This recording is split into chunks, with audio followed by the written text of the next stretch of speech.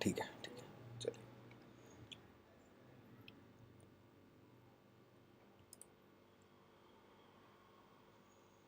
पहले recent market पे ही बात कर लें,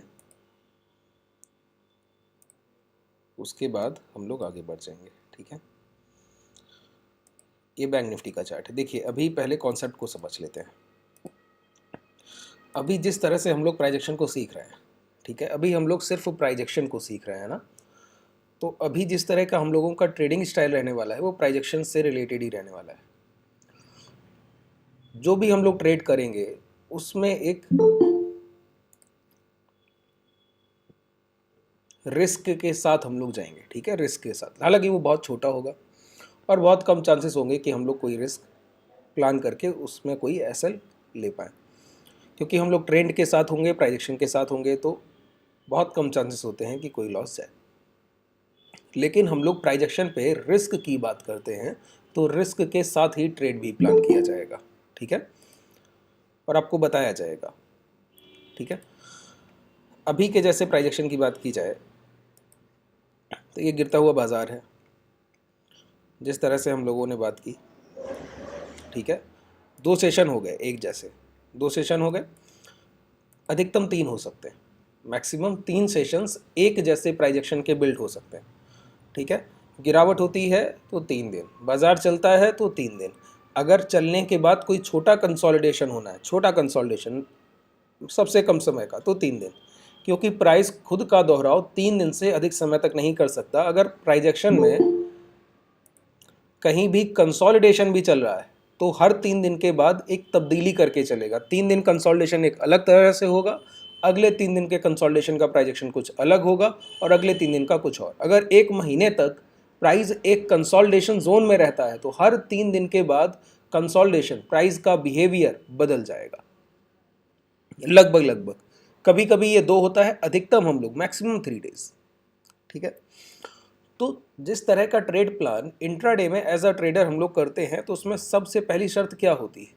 पहली शर्त होती है कि आज अगर मार्केट में बैठना है तो कल के प्राइजेक्शन से सीख कर आइए कि क्या ट्रेड करना है। ठीक है, कि कल का प्राइजेक्शन सबसे बड़ा इंडिकेटर है। आप लोग इंडिकेटर की बात करते हैं ना, कि कोई इंडिकेटर जिससे ट्रेड कोई आइडेंटिफाई कर ले। हालांकि आप लोग बहुत अच्छे ट्रेड्स कर रहे हैं, आप लोगों के ट्रेड प्लान अच्छे लग रहे हैं, आप लोगों के एग्जीक्यूशन सही प्राइस पर है, सब कुछ ठीक है। बस इन चीज़ों को कंटिन्यू रखना है। ठीक है, क्या करना है?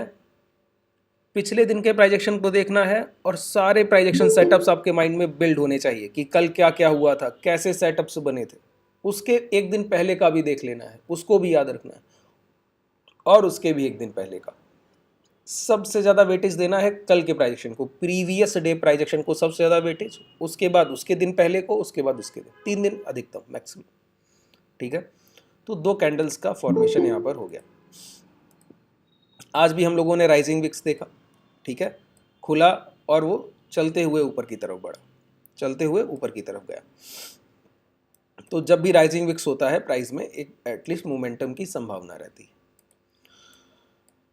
चलिए, तो देखिए हम लोगों ने प्रीवियस सेशंस में मेजर सपोर्ट ब्रेक कर दिए थे। हालांकि ये सपोर्ट इस डेली टाइम फ्रेम पर आपको कम बड़े लग सकते हैं, लेकिन यहाँ पर जब आप देखेंगे तो पाएंगे कि ये एक वीकली कंसोलिडेशन के बड़े सपोर्ट लेवल थे। ठीक है, बड़े सपोर्ट लेवल थे, और ये एम फॉर्मेशन की में जो प्राइस बन रहा था वो पूरी तरह से अपने मिडिल एम को ब्रेक डाउन कर चुका है। ठीक है, अब बस क्लोजिंग का हम लोग इंतज़ार कर रहे हैं कि भाव बंद और हो जाए, कि ये जो कन्फर्मेशन और हो जाए। वीकली पर कन्फर्मेशन कब होगा? जैसे अभी आप जो देख रहे हैं वो कन्फर्मेशन किस टाइम फ्रेम पर है? डेली पर है, वीकली पर नहीं है। देखिए, बायर जितना बड़ा होगा या सेलर जितना बड़ा होगा उतना असरदार होगा। ठीक है, हो सकता है कि दिन के बिकवाल बेच रहे हों और महीने के खरीदार खरीदने के मूड में हो अपने प्राइस पर, या 3 महीने तिमाही के क्वार्टरली बायर्स, क्वार्टरली सेलर्स, या छमाही हाफ ईयरली बायर्स और हाफ ईयरली सेलर्स। तो जितने बड़े टाइम फ्रेम के बायर या सेलर होते हैं हमको उनको ट्रेड करना आना चाहिए। ठीक है, तो डेली टाइम फ्रेम पर हम लोगों ने वीकनेस देखा, तो आज के आज ट्रेड करके बंद कर दिया। अगर यही वीकनेस हम किसी वीकली टाइम फ्रेम पर देख लेते, हफ्ते के सेलर अगर कहीं एक्टिव मिलते, जैसा कि अभी दिख रहा है लेकिन हुआ नहीं है। क्या दिख रहा है बताइए? कि हम लोगों ने एक ब्रेकडाउन किया है, तो अभी तक तो ब्रेकडाउन का कैंडल भी क्लोज नहीं किया। फिर इस ब्रेकडाउन कैंडल का कंफर्मेशन चाहिए होता है कि उस कैंडल का, जिस कैंडल से ब्रेकआउट या ब्रेकडाउन होते हैं, उस कैंडल के जब लो ब्रेक होते हैं, अगर ब्रेकडाउन है तो लो ब्रेक होना, अगर ब्रेकआउट है तो हाई ब्रेक होना, तो कंफर्मेशन होता है कि ये एक वैलिड ब्रेकआउट या ब्रेकडाउन। जैसे डेली टाइम फ्रेम पर, आवरली टाइम फ्रेम पर हम लोगों ने देखा, उसको ट्रेड भी किया। पहले हम लोगों ने रिवर्सल के लिए ट्रेड लिया। देखिए एक चीज और बताऊं, जब भी डाउन ट्रेंड में आपको रिजेक्शन देखने को मिलता है, रिट्रेसमेंट, तो उसको भी ट्रेड किया जा सकता है। इस बार हम लोग सीखेंगे लाइव मार्केट में जिस तरह के प्राइसिंग, जैसे आज मॉर्निंग में एक अपॉर्चुनिटी दिख रहा था, तो पहले हम लोगों ने एक बार उस अपॉर्चुनिटी को ग्रैब करने की कोशिश की, लेकिन प्राइस वीक दिखा तो निकल गए कॉस्ट पे, दोबारा से जो ट्रेंड था उसके साथ चले गए। लेकिन रिवर्सल के ट्रेड्स अच्छे मिलते हैं जब एक डाउन ट्रेंड में प्राइस अच्छा हो तब, ठीक है। तो जब भी रिट्रेसमेंट को ट्रेड करना होगा, हम लोग पूरी कोशिश करेंगे कि उसको भी ट्रेड किया जाए, ठीक है। तो अभी हमारी वीकली क्लोजिंग नहीं हुई, होगी उसके बाद जब उसके लो ब्रेक होंगे तो उसका कंफर्मेशन होगा। अभी ऐसा कुछ नहीं हुआ है, अभी छोटे दिन के बिकवाल हमको बिकवाली करते हुए दिख रहे हैं दिन के स्तर पर। आगे जैसा प्राइस बिल्ड होता जाएगा वैसे हम ट्रेड करते जाएंगे, ठीक है। तो अब हमारे माइंड में दो पिक्चर्स होनी चाहिए, अगर आप लोगों को बात क्लियर हुई हो तो। क्या? पहली तो ये कि बड़े बायर और बड़े सेलर के खरीदारी और बिकवाली के भाव क्या है, उनके लिए ये डाउन ट्रेंड होगा या फिर रिट्रेसमेंट होगा या फिर कोई रीटेस्ट होगा या फिर रिवर्सल। दूसरी बात, छोटे स्तर पे दिन के स्तर पर बिकवाल हमको बिकवाली करते हुए दिख रहे हैं, साफ दिख रहा है। एक लो लगा, उसके आज लो ब्रेक किए, 43,000 ब्रेक डाउन किया, फिर प्राइस 800 के नीचे तक ट्रेड किया और वहां पे कंसोलिडेट करा है, ठीक है। तो इससे बड़े खरीदार और बिकवालों को हम लोग अपॉर्चुनिटी की तरह देखते हैं। इसीलिए आज मैं पहले आपको क्लियर करूंगा एक सेटअप, प्राइजेक्शन सेटअप, ठीक है, जिसको हालिया कल के सेशन में, प्रीवियस सेशन हम लोगों ने मंडे को ट्रेड किया, आज उसी को कंटिन्यू किया है, उसी सेटअप्स को।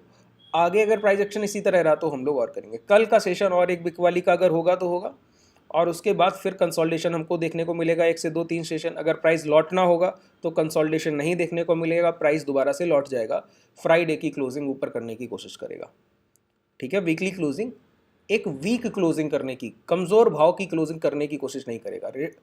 अगर स्ट्रॉन्ग प्राइस है तो पूरी तरह से कैंडल को कवर अप करेगा। नीचे ये जो बॉडी साइज आपको दिख रहा है ना वीकली का, इसको कवर अप करेगा। और कैसी कैंडल बनाने की कोशिश करेगा? इस तरह की कैंडल, इस तरह की कैंडल, ठीक है, इन तरह की कैंडल्स बनाने की। इस तरह का, जैसे ये बाजार गिर रहा था तो वीकली में भाव गिर कर आया, लेकिन क्लोज करने कहाँ चला गया? ऊपर की तरफ, फिर प्राइस ही बदल गया, ठीक है। तो अगर स्ट्रॉन्ग प्राइस होगा तो आगे के 2 सेशंस हम लोगों के लिए महत्वपूर्ण है वीकली, और बाकी आगे हम लोग जैसा प्राइस बिल्ड होगा वैसे ट्रेड करेंगे।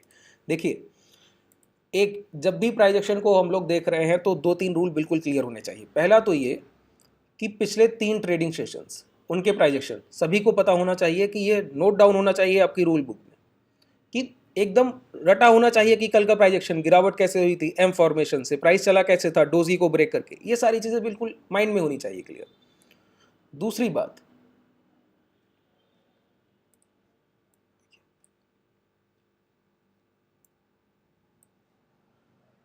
बात ये कि कभी भी प्राइस में मैं जो भी आपसे डिस्कस करके जा रहा हूं, ठीक है, मान लेते हैं कि हम लोग मंडे को डिस्कस करके गए कि लो ब्रेक होंगे, प्राइस और गिरेगा, आप लोगों ने ट्रेड एग्जीक्यूट की, ठीक रहा, प्राइस ने आपको प्रॉफिट दे दिए, अच्छी बात है।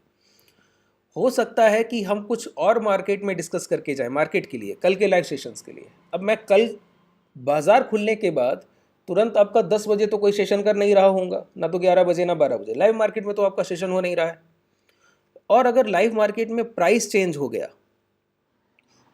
तो जो भी कहा गया है उससे मैं पलट जाऊंगा, आपको भी ये फ्लेक्सिबिलिटी आनी चाहिए। इंट्राडे में जिस तरह से प्राइजेक्शन बिहेव करेगा, हम लोग इंट्राडे के प्राइजेक्शन पे बिलीव करके अपनी ट्रेड्स को प्लान करते हैं। अगर जैसा प्लान किया वैसा हुआ तो ठीक है, उसी तरह से ट्रेड्स को प्लान कर रहे हैं।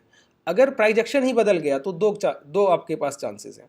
पहला कि आप उस ट्रेडिंग सेशन को ही छोड़ दीजिए जो आपके प्राइजेक्शन सेटअप्स को, जो आपने प्लान किया, उसको फॉलो नहीं कर रहा है। दूसरा आपके पास एक और है कि आप उस प्राइजेक्शन के हिसाब से तब्दीली कर लीजिए सेकेंड हाफ तक। एक हाफ रुक लीजिए, 2-3 घंटे वेट कीजिए। अगर प्राइजेक्शन आपके बनाए गए सेटअप्स को फिर भी फॉलो नहीं कर रहा है तो अपने सेटअप्स को प्राइजेक्शन के अकॉर्डिंग चेंज कर दीजिए।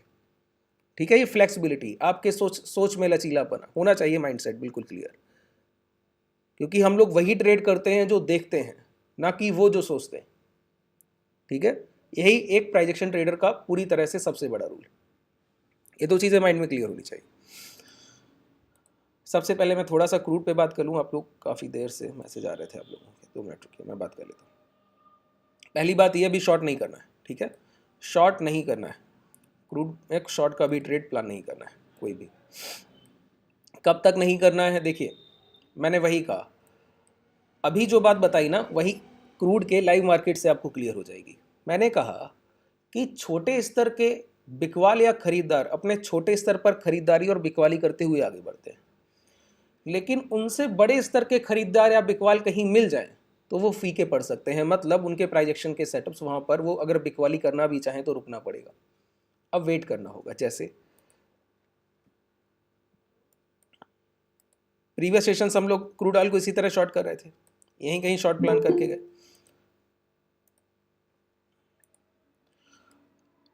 अब प्राइस में जो खरीदारी आई है उसका स्तर तो यही है, ये सपोर्ट जोन है। मतलब जहां से प्राइस चल कर गया और अभी तक वो जो प्राइस है जहां से चल कर गया वो अनटेस्टेड है।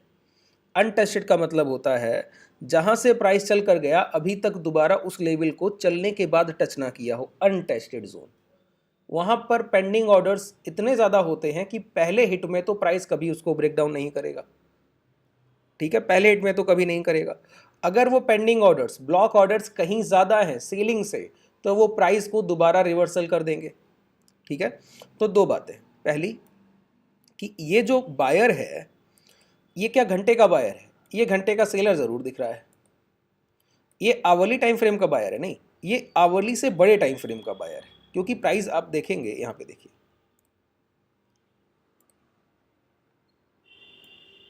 देख पा रहे हैं, ये डेली और वीकली के बायर है। डेली और वीकली के भी आपको यही बायर दिखेंगे।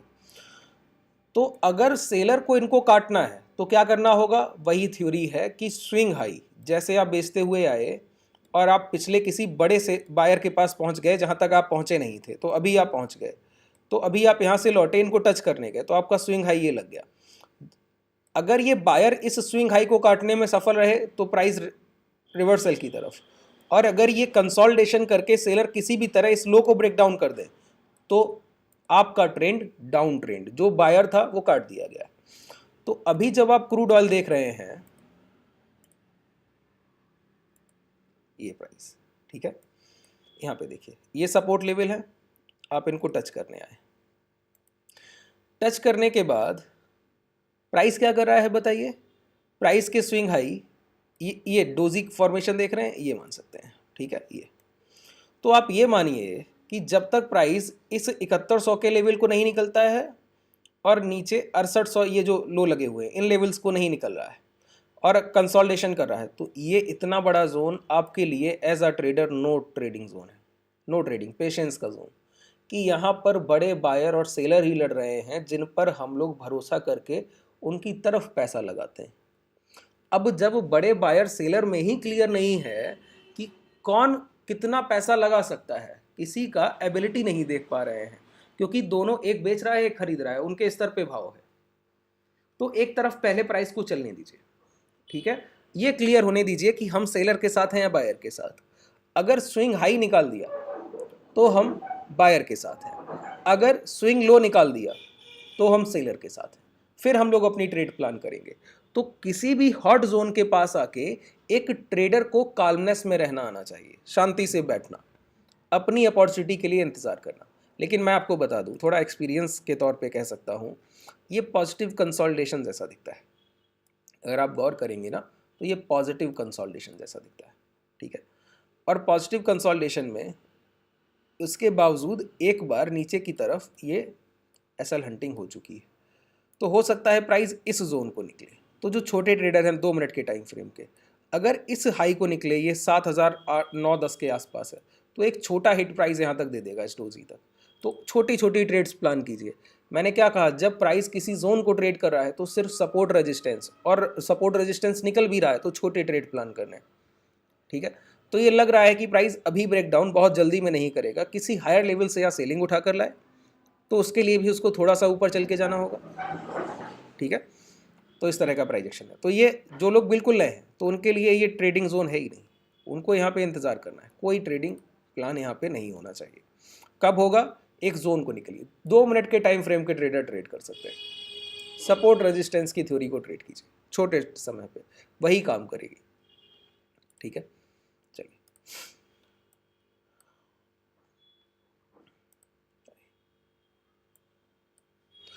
अब जो हम लोग इससे पहले बात की उस पे आ जाते हैं। हम लोगों ने बात की कि छोटे टाइम फ्रेम के बायर और सेलर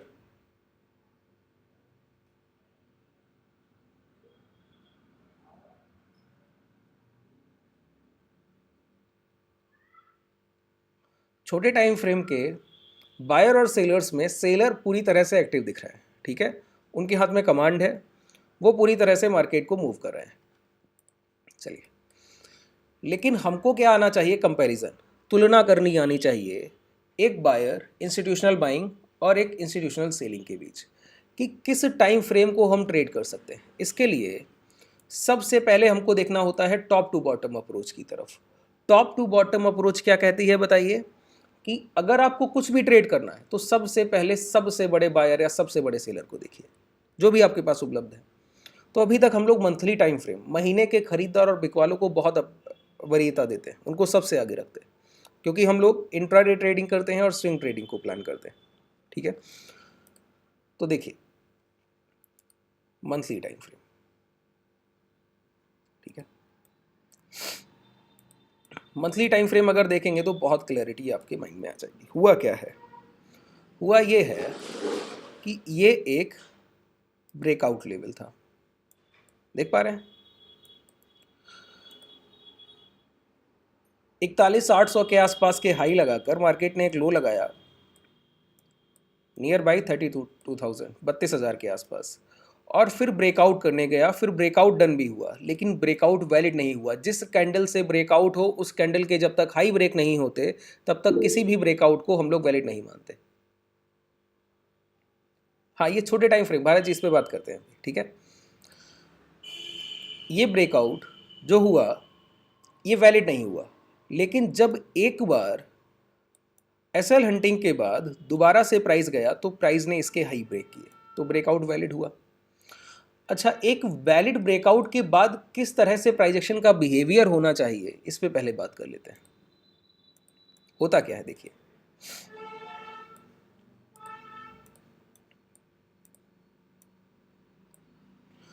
मान लेते हैं कि ये 500 के स्तर पर कोई भाव है, कोई प्राइस है जो ट्रेड कर रहा है, वहाँ से एक सेलर्स ने एक बड़ी सेलिंग पैनिक में मार्केट को डाल दिया और प्राइस पूरी तरह से नीचे की तरफ 450 के लेवल्स को टच करने आया, ठीक है। प्राइस दोबारा रिकवरी करता है, नियर बाई रेजिस्टेंस पहुंचने की कोशिश करता है, नियर बाई रेजिस्टेंस कंसोलिडेशन करके ब्रेकआउट करने की कोशिश कर रहा है। ब्रेकआउट हुआ भी, लेकिन जो बाहर बड़े रिटेलर्स और इंस्टीट्यूशंस बैठे हैं वो इस ब्रेकआउट पे कब बिलीव करेंगे, जब ये ब्रेकआउट वैलिड होगा, ठीक है। और वैलिड ब्रेकआउट की आपको डेफिनेशन क्या पता है, कि जब तक इस पहले बनाए गए हाई से जब ब्रेकआउट हुआ है, जो हाई लग गया, जो बाइंग का इम्पैक्ट आया उस टाइम पर, अगर दोबारा से बाइंग की जाएगी तो सबसे पहले वो हाई ब्रेक होंगे जो लग गए थे सबसे पहले। तो मान लेते हैं प्राइस 505 या 510 के लेवल्स को हाई लगा कर आया, दोबारा से रिट्रेसमेंट हुआ, प्राइस नीचे की तरफ आया, ट्रैपिंग करके इस हाई को निकल गया, अब ब्रेकआउट वैलिड हो गया। जब हाई निकला तो प्राइस ट्रेड कर रहा है 511 या 12, 10 को निकलने के लिए 11-12 की तरफ ही प्राइस को बढ़ना पड़ेगा, 10 के ऊपर के लेवल को ट्रेड करना होगा प्राइस को। अब प्राइस ट्रेड किया 11-12, उस कंडीशन में क्या हुआ, जो ये रिटेलर्स, बड़े इंस्टीट्यूशन बायर्स जो पोजिशनल मंथली खरीदारी करते हैं 6 महीने, 8 महीने, साल भर के लिए, अब उनके माइंड में आया कि 500 का जो ये स्तर था, जो रेजिस्टेंस सेलर का प्राइस दिख रहा था, वो किसी तरह टूटते हुए दिखा है, लेकिन अपॉर्चुनिटी मिस होता हुआ दिखता है ना। 500 का स्तर टूटा है, लेकिन हमको खरीदना पड़ेगा 511, 512, 520। आपके लिए ये 10 पॉइंट और 12 पॉइंट का मोमेंटम छोटा हो सकता है। क्यों? आपकी ट्रेडिंग एबिलिटी छोटी है, तो आपको 10 और 2% और 3%, 4% से बहुत फर्क नहीं पड़ रहा है। लेकिन उनका सोचिए, जिनका एक डिप्लॉयड अमाउंट ही 500 करोड़, 1000 सीआर्स इस तरह से जा रहा है, उनके लिए 1-2% कितना मायने रखता है। तो एक वैलिड ब्रेकआउट के बाद प्राइस एक अपॉर्चुनिटी देने आता है बड़े खरीदारों को। किस लिए? एंट्री के लिए अपॉर्चुनिटी देने आता है, जिसको हम लोग कहते हैं साधारण भाषा में रीटेस्ट। वो रीटेस्ट क्या है? वो एक प्राइस एक्शन के वैलिड होने के बाद एंट्री की अपॉर्चुनिटी की।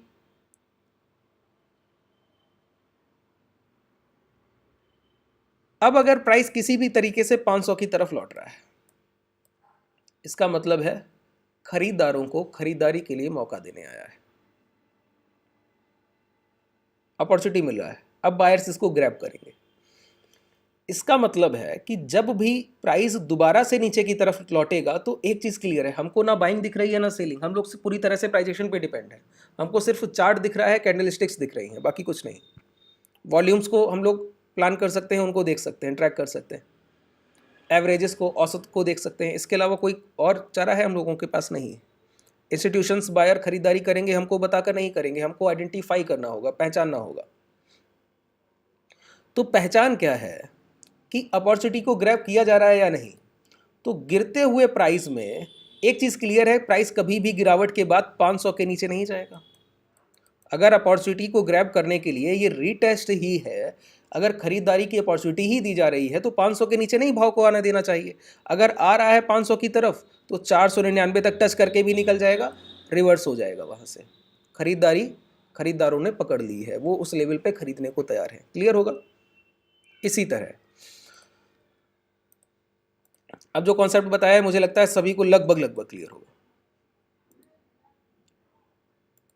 ये प्राइस है, अब ये गिरावट करते हुए भाव बढ़ रहा है, ठीक है। ये क्लियर दिख रहा है कि ये जो लेवल है 41,700 के आसपास, 41,800 के आसपास का दिख रहा है।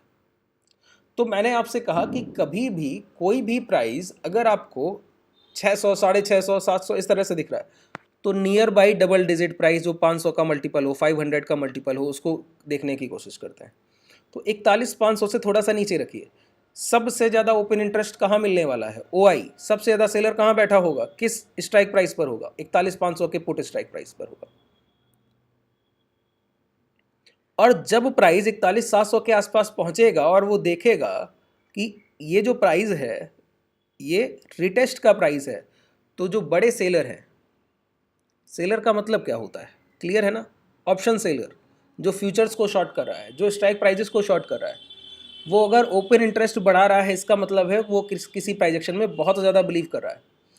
तो एक चीज़ ध्यान रखिए, अगर प्राइस 41,700 के आसपास पहुँचे, मान लेते हैं कि पहुँचे, और वहाँ कहीं आपको 41,500 पर ओआई बढ़ते हुए दिखे, ओपन इंटरेस्ट बढ़ते हुए इंक्रीज फॉर्मेशन में दिखे कि ओपन इंटरेस्ट सेलर्स बढ़ते जा रहे हैं, मतलब ज़्यादा संख्या में लॉट्स सेल हो रहे हैं, सेलर्स बहुत ज़्यादा सेल कर रहे हैं, तो जो एक सेलर जो सोच रहा है उससे फ़र्क नहीं पड़ता है, जो कम्युनिटी ऑफ सेलर सोच रही है उससे बहुत बड़ा फ़र्क पड़ता है।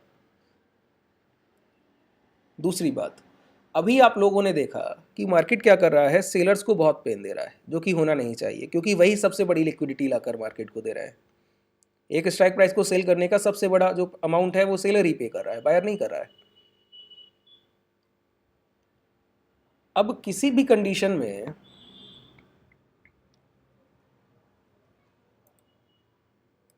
44,700 के आसपास प्राइस पहुंचे तो क्या होगा?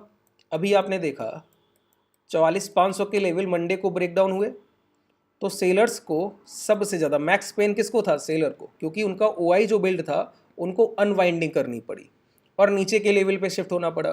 तो 44,500 के सेलर कहाँ आए होंगे? 43,500 के सेलर कहाँ आए होंगे? 43,000। अब 43,000 पे जो सेलर है, आज प्राइस ने उस लेवल को भी ब्रेक डाउन कर दिया, अब फिर से अनवाइंडिंग करेंगे, फिर वो 41,500 की तरफ बढ़ेंगे। तो कभी भी मार्केट सेलर्स को बहुत दिनों तक ट्रैप नहीं कर सकता। अगर उन्होंने मार्केट में अपने ऑर्डर्स कम कर दिए, इसका मतलब है कि बायर्स बाई तक नहीं कर पाएंगे। इस कंडीशन में जब पुट सेलर ट्रैप हो चुके हैं और आप किसी बड़े सपोर्ट के पास पहुंच रहे हैं, तो कहीं ना कहीं हम लोगों के पास एक प्लान होना चाहिए कि ठीक है, प्राइस एक्शन डाउन ट्रेंड में है, प्राइस की क्लोजिंग वीक है, सारे पॉइंट्स हम लोगों को ध्यान में होने चाहिए और हम लोग अपनी ट्रेड्स उसी तरह प्लान करेंगे जैसे करते आ रहे हैं, कोई तकलीफ नहीं। लेकिन जब हम उस स्तर के पास पहुंचेंगे तो थोड़ा सा अवेयर हो जाएंगे और प्राइस एक्शन को दोबारा बनने देंगे, भाव को दोबारा बनने का मौका देंगे, समय देंगे, और वहां पे कुछ भी बेहतर दिखे तो उसको ट्रेड करने की कोशिश करेंगे। ठीक है। अब दूसरी बात, वीकली क्लोजिंग के 2 दिन बचे हैं, क्लियर है? एक सेकंड दीजिए।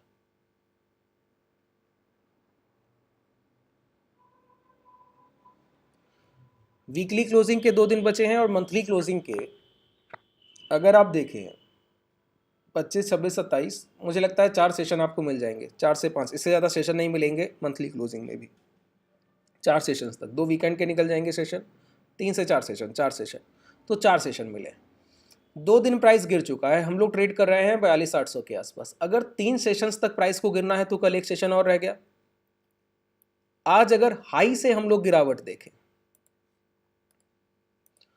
देखिए ये सारी चीज़ें आपको इलेबोरेट करने में थोड़ा समय लग रहा है, ठीक है। जब आप इन चीज़ों को इंस्टिंक्टली अपने माइंड में एक सेटअप की तरह पाते हैं कि प्राइस देखा और सारी चीज़ें आपके माइंड में चल रही, जैसे मेरे लिए ये चीज़ें प्लान करना 2 से 4 मिनट का समय लेता है, 2 से 4 मैक्सिमम ये टाइम है। अगर इंट्राडे प्लान कर रहा हूँ तो इतना भी नहीं लेता है। जब मैं पूरी सारी पिक्चर देख रहा हूँ, मंथली, क्वार्टरली, हाफ ईयरली, सारे बायर सेलर्स को एक बार देख लिया और फिर मैं किसी स्तर पे पहुंचा, टॉप टू बॉटम अप्रोच बताया ना, तो हम लोग महीने के खरीदार और बिकवाल को देखा है। अब निचले स्तर पर बढ़ने की कोशिश करेंगे, फिर उससे निचले स्तर पर, ऐसे हम लोग धीरे धीरे नीचे उतरते हैं, सीढ़ी की तरह, लैडर की तरह।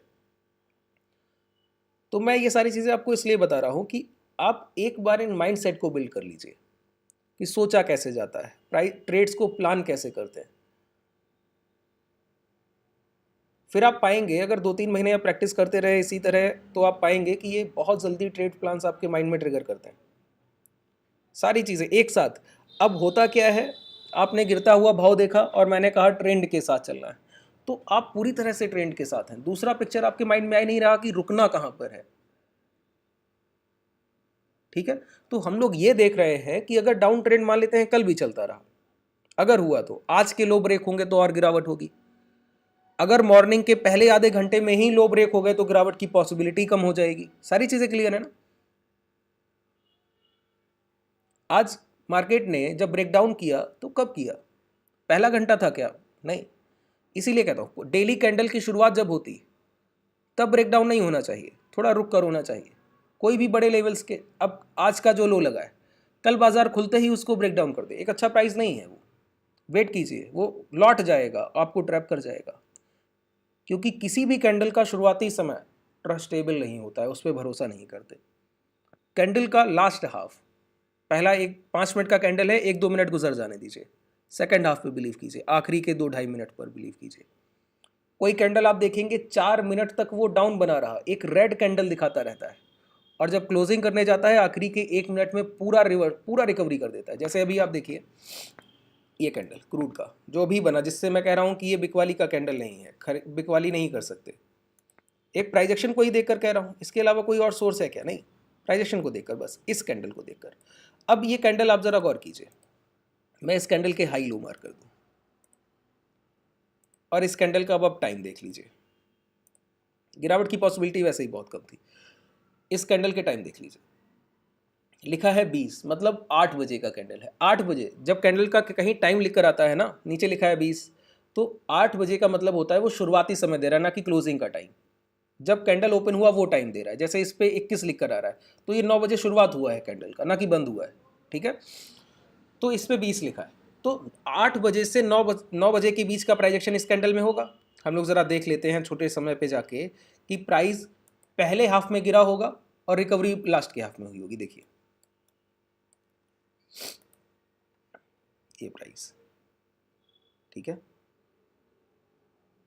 ये पहला कैंडल। तो देखिए ये गिरता रहा गिरता रहा, गिरते हुए 8:30 तक ये कैंडल बनाया, 8:35 पे प्राइस ऊपर आया, तो आधा घंटा निकल गया ना। उसके बाद प्राइस ने अपना जो रियल फेस था वो तब दिखाया है, कब? सेकेंड हाफ में, ना कि पहले हाफ में। पहले आधे घंटे में उसने शो नहीं किया वो क्या करना चाहता है, पहले आधे घंटे में तो ट्रैपिंग किया है।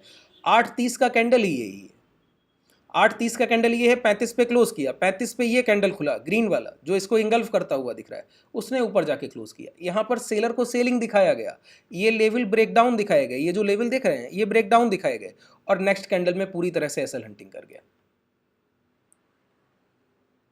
बात क्लियर हो? तो कभी भी प्राइस के फर्स्ट हाफ पे बिलीव नहीं करते,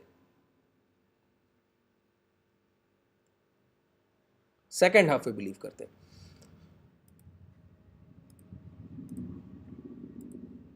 अपने प्राइस पर आ जाइए।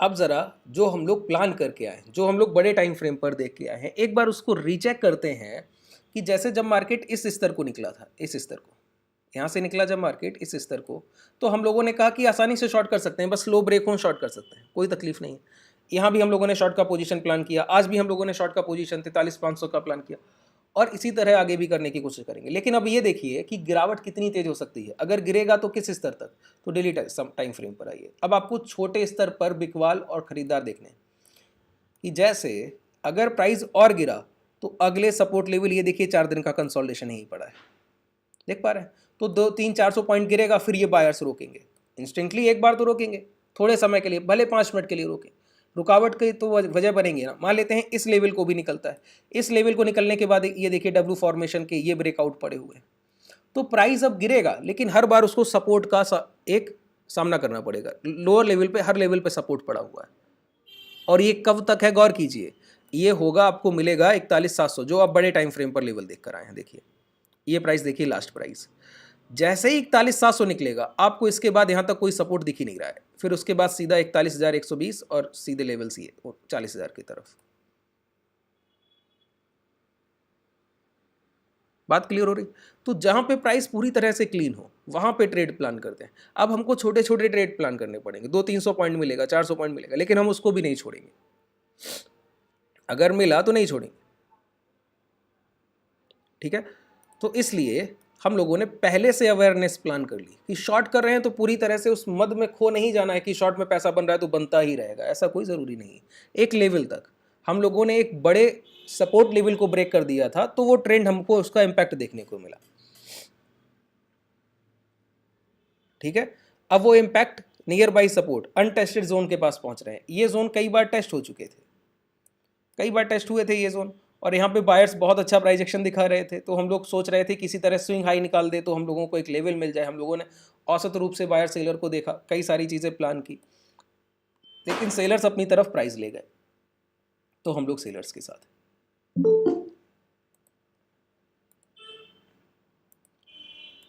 ठीक है, अब आपको हर लेवल पे सपोर्ट लगते हुए दिखते हैं, तो ट्रेड प्लान करेंगे वाइजली, रिस्क वर्सेस रिवॉर्ड। अब ये चीज़ सबसे पहले आती है, रिस्क वर्सेस रिवॉर्ड, क्योंकि जितना दे रहे हैं उससे ज़्यादा कमाने की कोशिश करनी है। बस जितना रिस्क लेंगे किसी ट्रेड में उससे ज़्यादा कमाने की कोशिश करनी है, उससे 1.5 गुना या उससे 2 गुना, क्योंकि हम एक ट्रेड के भरोसे नहीं हैं, हमको अपनी लाइफ में बहुत ट्रेड करनी है, और जब रिस्क और रिवॉर्ड फेवर में होता है तो कभी ट्रेडिंग में लॉस है ही नहीं। बस आपके सेटअप्स बेहतर होने चाहिए, आपकी प्राइजेक्शन की समझ बहुत बेहतर होनी चाहिए, इन 2 चीज़ों पे काम कीजिए, बाकी चीज़ें अपने आप सॉल्व हो जाती, ठीक है? यहाँ पे जैसे आपको बिल्कुल क्लियर प्राइजेक्शन बता देता है, देखिए जहाँ पर प्राइजेक्शन बिल्ड होता है ना वहाँ पे वो बहुत चीज़ें बिल्कुल क्लियर करते हुए चलता है। आप यहाँ पे जब छोटे टाइम फ्रेम को देखिए, किसी भी टाइम फ्रेम को 5 मिनट देख रहे हैं, 10 मिनट देख लीजिए, 15 मिनट देख लीजिए, आप जो बताए आवरली देख लेते हैं, कोई भी टाइम फ्रेम, सबसे बड़ा आवरली, क्योंकि आवरली टाइम फ्रेम पर सेलिंग चल रही थी और ये डाउन ट्रेंड, ठीक है? अब आप लोग रेजिस्टेंस लाइन को इस तरह से मार्क करते हैं, इस तरीके से भी मार्क करते हैं। मैं रेजिस्टेंस लाइन को आप लोगों को बताता हूं इस तरह से मार्क करना। ट्रेंड जितना तेजी से है, जहां ट्रेंड रुकेगा वहां से रिवर्सल की या रिट्रेसमेंट की पॉसिबिलिटी होगी। अभी हम ये नहीं कह सकते ये रिवर्सल है या रिट्रेसमेंट, लेकिन ये क्लियर है कि इसको ट्रेडेबल है, इसको ट्रेड किया जा सकता था, ठीक है?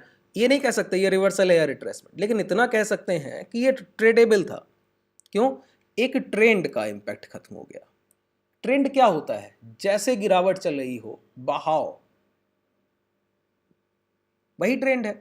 तो ट्रेंड धीमे है या तेज? अब ये धीमे, जैसे अपना ट्रेंड ये चल रहा है, देखिए बिल्कुल क्लियर, ये चल रहा है, यहाँ पे ये रुका प्राइस, इसके बाद ये ट्रेंड की शुरुआत हुई। अब मैं आपको दिखाऊं कितना ये बेहतरीन काम करता है। इस तरह से गिरते हुए जा रहा है, जैसे ही इस ट्रेंड के बाहर प्राइस निकलेगा फिर आप देखेंगे एक रिट्रेसमेंट या रिवर्स जो भी होगा।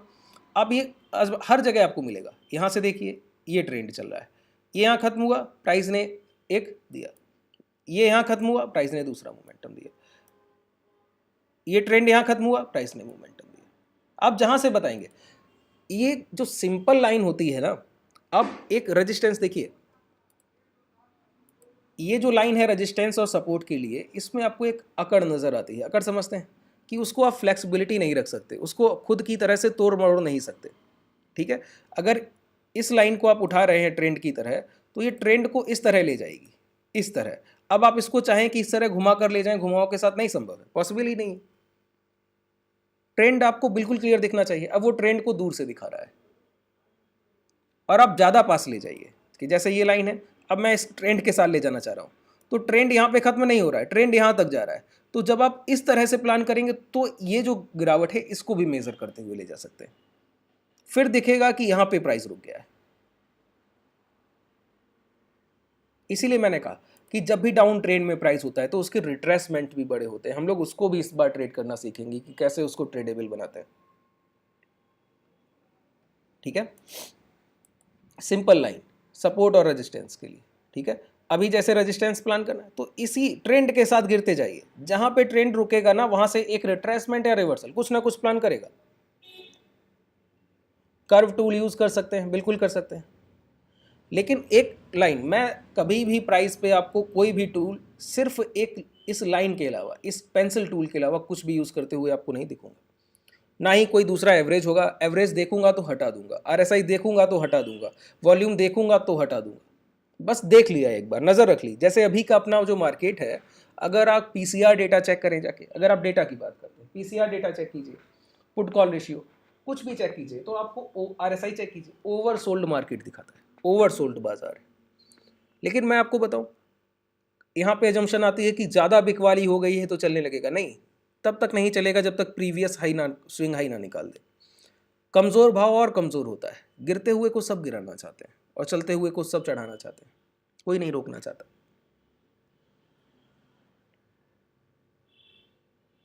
आपकी सोसाइटी का भी यही है, कुछ अलग नहीं है। जो प्राइज एक्शन कर रहा है वो पूरी तरह से नेचर से पूरी तरह से कनेक्ट करता है। आप देखिए, कोई आपसे छोटे स्तर का आदमी या आपके समाज में कहीं छोटे स्तर का आदमी जो फाइनेंशियली उतना आगे ना बढ़ पाया हो, या फिर किसी भी तरीके से वो आगे ना बढ़ पाया हो, एजुकेशन की फील्ड में उसका फैमिली या परिवार किसी तरह से पीछे हट गया हो, अब वो बस किसी तरह आपके बराबर आ जाए, आपकी पूरी कम्युनिटी के, पूरे समाज के जो आपके आसपास लोग रहते हैं, तो उसकी किसी ना किसी तरह से उसको नीचा दिखाने की कोशिश करते हैं। क्यों? वो गिरा हुआ था पहले से, उसको ऊपर कोई नहीं आते हुए देखना चाहता है, लेकिन किसी तरह वो आप पूरी कम्युनिटी से बहुत आगे निकल गया, जहां आप उसको टच भी नहीं कर सकते, तो लोग उसको कनेक्टिविटी ही हटा देते हैं, उसको अपना हिस्सा ही नहीं मानते, कहते हैं अब तो वो बहुत ऊपर की चीज़ है, वो हम लोगों के बीच से नहीं है, तो उसको गिराना भी नहीं चाहते। तो गिरता हुआ भाव और गिरता है, उसको सब गिराना चाहते हैं। तो कमज़ोर भाव और कमज़ोर होगा, और मजबूत और मजबूत। यही तो ट्रेंड का सबसे बड़ा डेफिनेशन है कि जिधर भाव चल रहा है चलता रहेगा, जब रुकेगा तब प्लान करेंगे कि क्या होने की पॉसिबिलिटी। कुछ भी अगर अकॉर्डिंगली हो गया तो उसको प्लान करेंगे, नहीं हुआ तो जैसा प्राइस चल रहा है उसके साथ चलेंगे, ठीक है। तो बिल्कुल आसानी से इस तरह से हम लोग ट्रेड्स को प्लान करते हैं। अब देखिए 3 मंथ्स, क्वार्टरली, जितना बड़ा टाइम फ्रेम आप देख सकते हैं उतना टाइम फ्रेम बड़ा देखने की कोशिश किया कीजिए।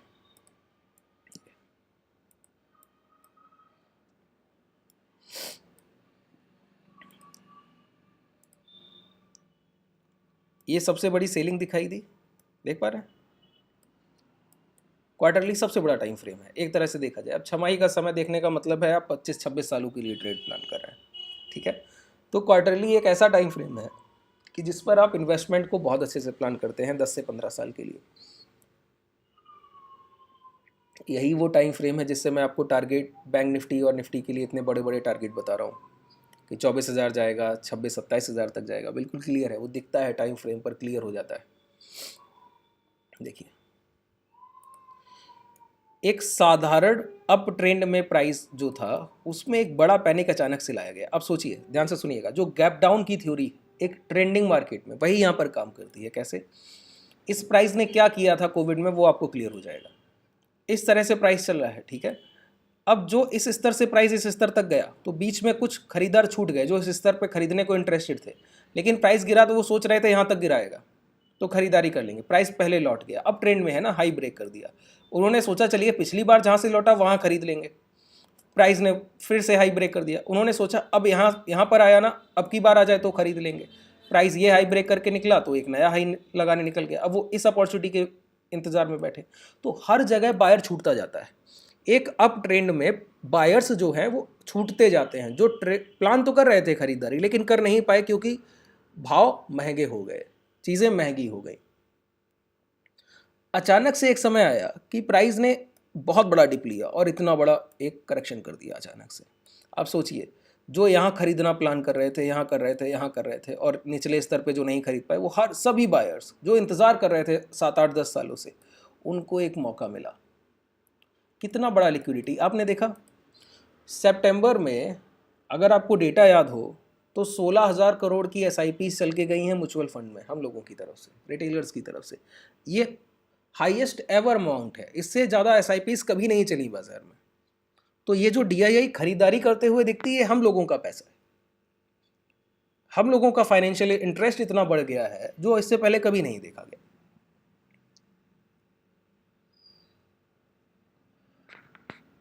जब आप पहले से एक अप ट्रेंड में थे और उसके बावजूद आप एक पैनिक की वजह से और बड़ी खरीदारी उठा ले, पहले ही लिक्विड था प्राइस, पहले ही अप ट्रेंड में था, और आप उससे और बड़ी खरीदारी उठा कर लाए हैं निचले स्तर से, तो क्या लौट के दोबारा उसी स्तर पे जाएंगे? क्या नहीं, उस स्तर पे नहीं जाएंगे। ये किसी ना किसी तरह से, देखिए, ये ब्रेकआउट हुआ, ब्रेकआउट के बाद ये हाई ब्रेक हो गए, ठीक है, ये हाई ब्रेक हो गए।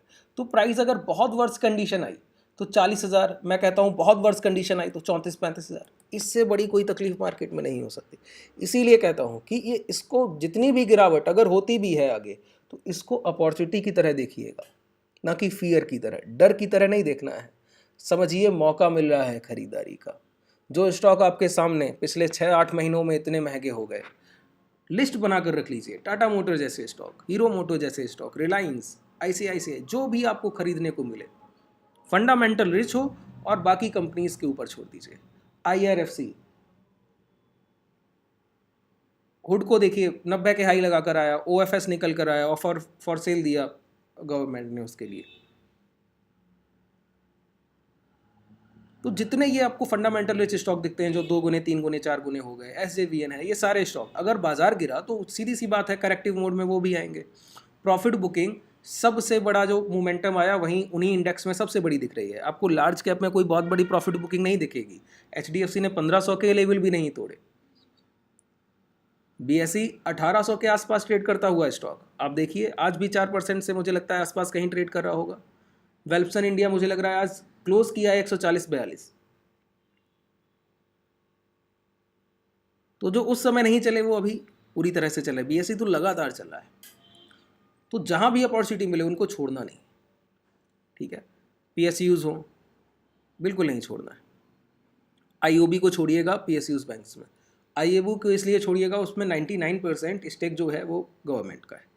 मैनिपुलेटिव स्टॉक है, मैनिपुलेटिव स्टॉक है, प्राइस में एक अच्छे हाई लग गए हैं। अब बैंक ऑफ बड़ौदा,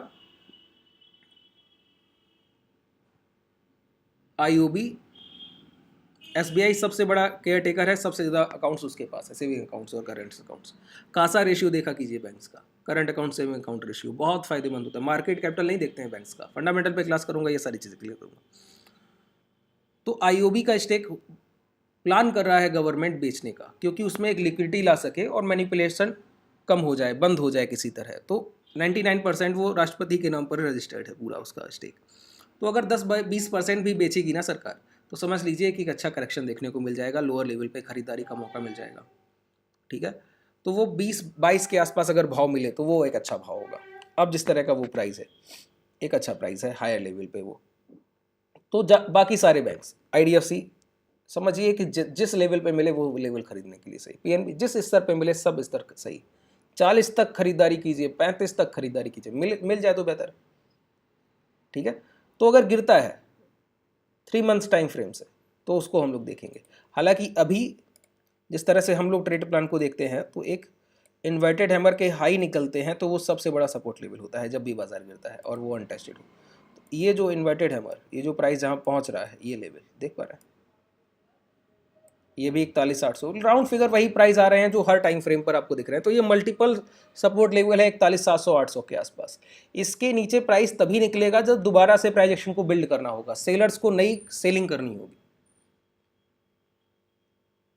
हाँ, BOB में प्रॉब्लम चल रही थी। BOB में प्रॉब्लम क्या चल रही है सर? उनका थोड़ा सा, उनके एप्लीकेशन को लेकर RBI ने थोड़ा सा बैन किया है उनको। वो कारण है कि कई सारे उनके ही एम्प्लॉयज़ ने कई रजिस्ट्रेशंस, जब दबाव बनाया गया उनके हाई कमीशन की तरफ से, तो उन्होंने एक नंबर से कई डीमेट सेविंग अकाउंट्स लिंक कर दिए और वहाँ पर अब देखा जा रहा है कि उन लोगों के कुछ पैसे वहाँ पर नहीं है। लगभग मुझे लग रहा है 40 लाख के आसपास का फंड होगा। तो RBI ने अभी कुछ उस पर रेस्ट्रिक्शंस लगा रखे हैं। BOB का जो ऐप है, BOB वर्ड करके है शायद, तो इसलिए थोड़ा सा हो सकता है वो भी आपको करेक्शन में मिल जाए, ठीक है। तो आज जितना मैंने बताया, कोई डाउट हो तो पूछ लीजिए, जितना भी मैंने बताया।